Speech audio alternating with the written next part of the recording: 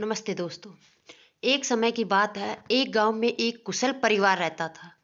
उस परिवार में सुधा जी नाम की एक वृद्ध महिला रहती थी। सुधा जी की दो बेटी और बहुएं थी जो उनके साथ ही रहती थी। बेटे बड़े अशोक की पत्नी नम्रता संस्कारी और सद्गुण संपन्न थी। वही छोटे बेटे की पत्नी अनाया चालाक और बहुत तेज तर्रार थी। एक बार की बात है, सुधा जी और नम्रता मिलकर बहुत सारे लड्डू बनाकर रसोई में रखे देते हैं। सुधा जी, बहू, मैं मिश्रा जी के यहाँ कुछ काम के लिए जा रही हूँ, तुम लड्डू को थोड़ी देर बाद डिब्बे में रख देना। ये बोलकर सुधा जी बाहर चली जाती है। नम्रता अपने बेटे की आवाज़ सुनकर उसे देखने चली जाती है। तभी अनाया जब भी अनाया रसोई में आती है, शुद्ध देसी घी के लड्डू देख उसके मुंह में पानी आ जाता है और एक लड्डू खा लेती है। अनाया, वाह, इतने इतनी स्वादिष्ट लड्डू मैंने कभी नहीं खाए। एक काम करती हूँ, सारे लड्डू डिब्बे में रख लेती हूँ और एक प्लेट में ही छोड़ देती हूँ, जिससे किसी को मुझ पर शक भी नहीं होगा और मैं आराम से खा पाऊंगी। वह लड्डू की प्लेट उठाकर एक डब्बे में भरकर चुपके से अपने कमरे में चली जाती है और प्लेट में एक लड्डू वहीं छोड़ देती है।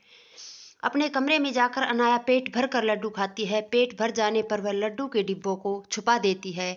नम्रता अपने बेटे कार्तिक को सुला रही थी, तभी सुधा जी घर आ जाती है। सुधा जी, नम्रता, अरे ओ नम्रता, नम्रता, सास की आवाज़ सुनकर भागी हुई आती है नम्रता। जी माँ जी, बुलाया आपने? सुधा जी, बेटा जरा चाय बना देना और हाँ, लड्डू भी ले आना, एक दो खा लूंगी। नम्रता रसोई में जाती है और लड्डू का खाली प्लेट देखकर चौंक जाती है।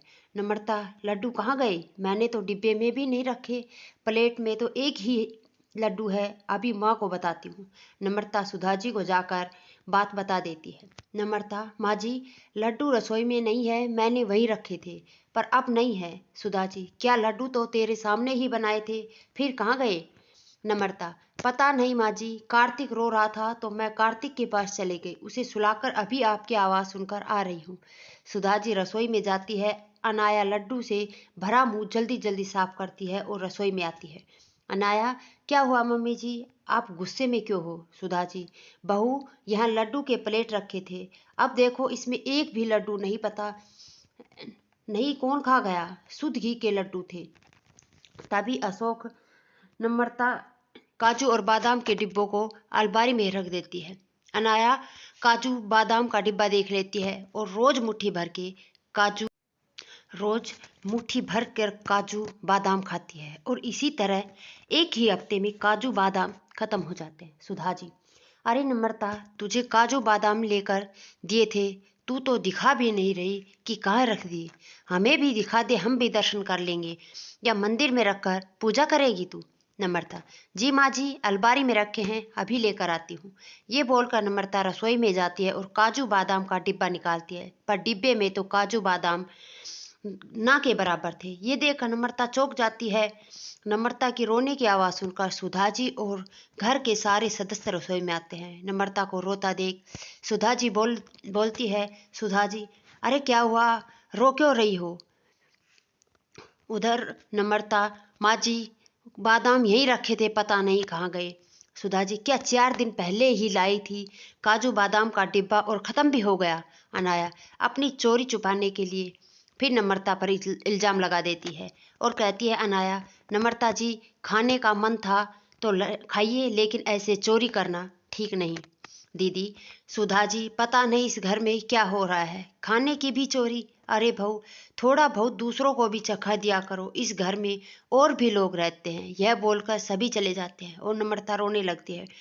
कुछ दिन बाद अनाया की दोस्त रिया का फ़ोन आता है। रिया, हेलो अनाया, कैसी हो? अनाया, मैं ठीक हूँ, और तुम बताओ, इतने दिनों बाद कॉल किया। रिया, घर के काम ना बिजी रहती हूँ, चलो ना हम दोनों कल मिलते हैं, शॉपिंग करेंगे, खाएंगे पिएंगे। अनाया, अच्छा ठीक है, कल मिलते हैं, वैसे भी शादी को 2 महीने हो गए, कहीं घूमने भी नहीं गई हूँ, मैं राहुल को तो टाइम ही नहीं मिलता। रिया, ठीक है ना, तो कल मिलते हैं, तू तैयार रहना। अनाया खुद से कहती है, मैंने रिया को हाँ तो बोल दिया, पर पैसे कहाँ से लाऊंगी, बाहर जाने का मतलब पैसों का खर्च होना। अब अनाया पैसों की जुगाड़ में लगी है। वो सुधा जी के कमरे से गुजरती है, तभी अशोक सुधा जी को 10,000 रुपये रखने के लिए देता है। अब रात होते ही अनाया सुधा जी के कमरे में जाती है और 10,000 की गड्डी चुरा लेती है। सुबह होते ही अशोक 10,000 रुपये सुधा जी से मांगता है। अशोक, माँ, वो 10,000 रुपये दिए थे ना, वो देना, दोस्त को वापस करने हैं। वह लेने के लिए आ रहा है। सुधा जी कमरे में पैसे लेने जाती है। जैसे ही अलमारी खुलती है तो पैसे नहीं मिलते। सुधा जी चिल्लाती है। चिल्लाने की आवाज़ सुनकर सुधा जी सभी सदस्य सुधा जी के कमरे में जाते हैं। अशोक, क्या हुआ माँ, अब चिल्ला क्यों रही हो और इतनी घबराई हुई क्यों हो? सुधा जी, मैंने यही 10,000 रखे थे, अब नहीं पता, नहीं, कहाँ चले गए? अशोक, नहीं है मतलब? माँ, वो मेरे दोस्त के थे, वो आने वाला है, मैं कहाँ से ला कर दूंगा उसे? सुधा जी, कहीं ये काम बाहर के किसी आदमी का तो नहीं, लेकिन हमारे घर में कोई आता भी तो नहीं है।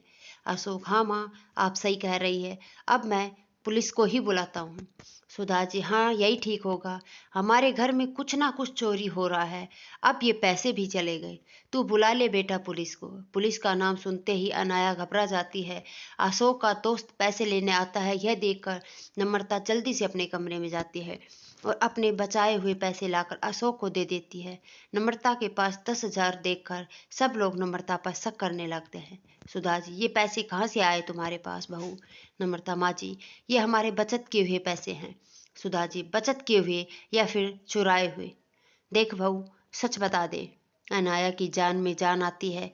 वो भी नम्रता को कहने लगती है, अनाया, नम्रता दी, अब इसकी भी चोरी की हद हो गई है। अपने ही घर में चोरी दीदी, आपको ये बातें शोभा नहीं देती। तभी पुलिस आ जाती है। पुलिस को देख अनाया घबरा जाती है। पुलिस नम्रता से पूछताछ करती है और नम्रता बेगुनाह साबित होती है।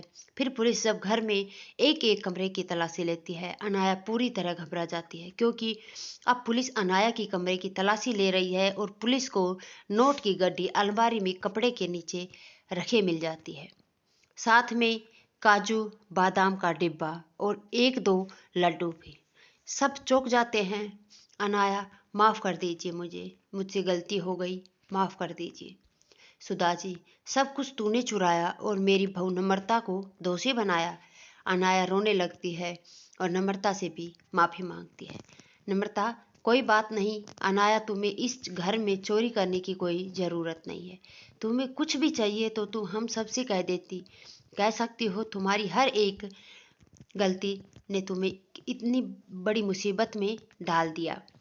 दोस्त अनाया, मैं आप सबसे माफ़ी मांगती हूँ, आगे से ऐसा कभी नहीं करूँ।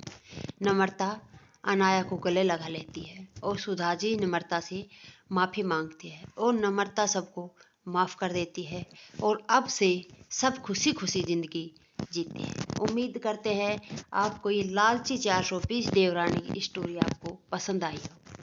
वीडियो पसंद आए तो लाइक, शेयर और चैनल पर नए हैं तो चैनल को सब्सक्राइब जरूर करना। कमेंट्स करके बताना आपको 420 देवरानी की स्टोरी कैसी लगी। धन्यवाद।